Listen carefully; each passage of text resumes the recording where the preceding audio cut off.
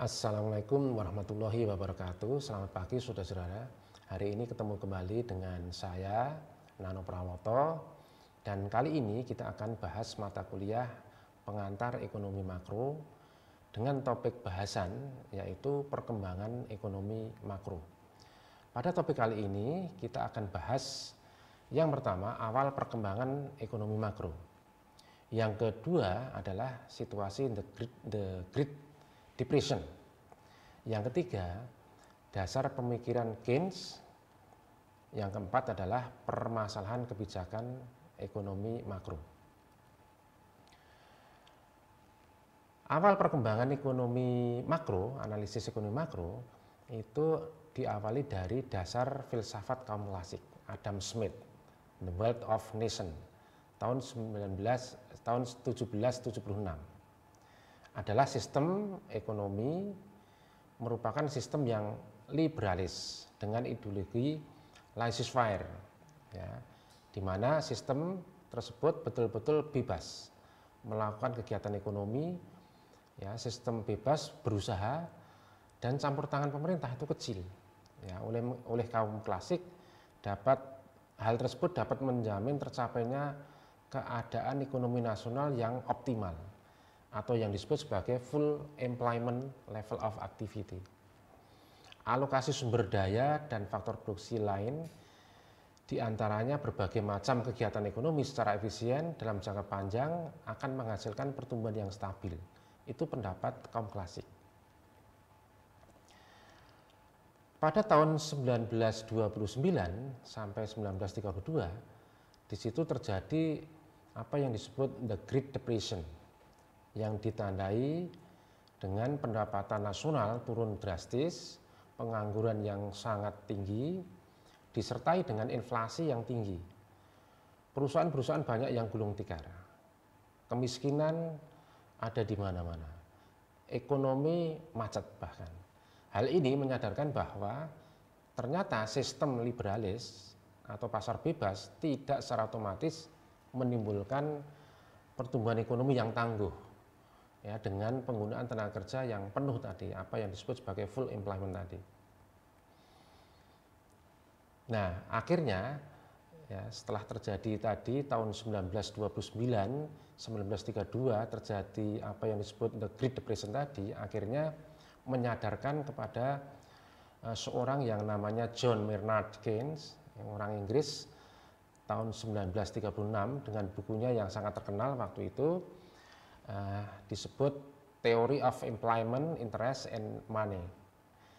Keynes berpendapat bahwa perekonomian yang full employment yang selalu tercapai dalam jangka panjang, model klasik tadi, tidak berlaku lagi. Ya, perekonomian dengan kebebasan penuh tidak berlaku lagi.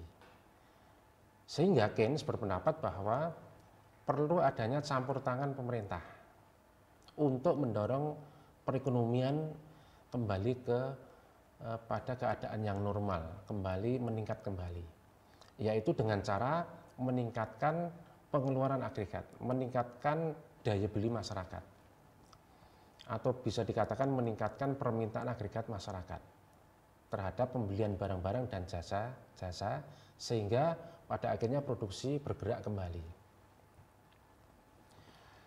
Kalau boleh kita simpulkan jalan tengah Keynes tadi, bahwa aliran klasik tentang mekanisme pasar terbukti gagal dalam menanggulangi krisis tersebut, sehingga mendorong pemerintah untuk campur tangan dalam bidang perekonomian.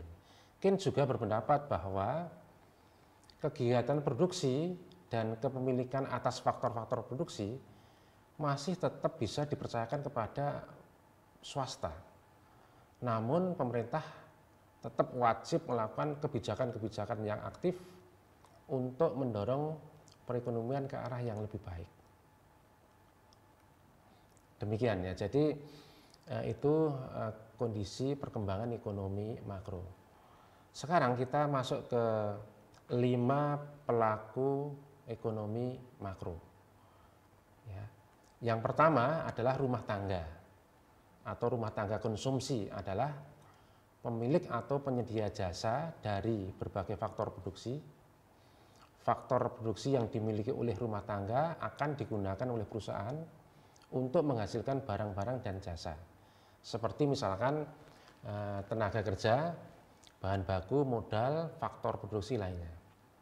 Yang kedua adalah perusahaan, merupakan tempat berlangsungnya produksi yang disebut sebagai produsen. Yang ketiga yaitu pemerintah yang memiliki wewenang dan tugas dalam mengatur perekonomian melalui kebijakan-kebijakannya.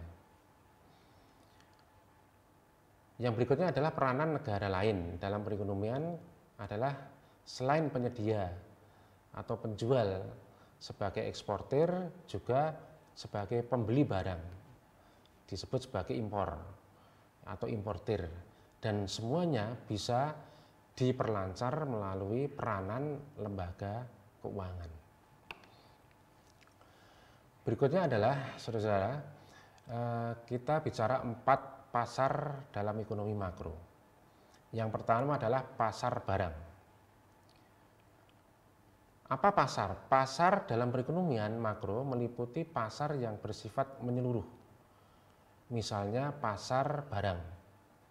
Tidak secara fisik, pasar barang itu seperti pasar Minggu, pasar Senen, tetapi cakupannya luas, ya, bahkan terjadi transaksi jual beli barang-barang dan jasa secara luas, secara menyeluruh dalam satu perekonomian. Nah, itulah yang disebut sebagai pasar barang. Demikian juga halnya pada pasar uang, pasar modal, pasar tenaga kerja, pasar luar negeri yang mentransaksikan barang-barang jasa dengan negara-negara lain. Nah, itulah 4 pasar ekonomi makro, yaitu pasar barang, pasar uang, pasar modal, pasar tenaga kerja, dan pasar luar negeri. Dan yang terakhir adalah permasalahan kebijakan ekonomi makro. Masalah kebijakan ekonomi makro yang pertama adalah masalah jangka pendek.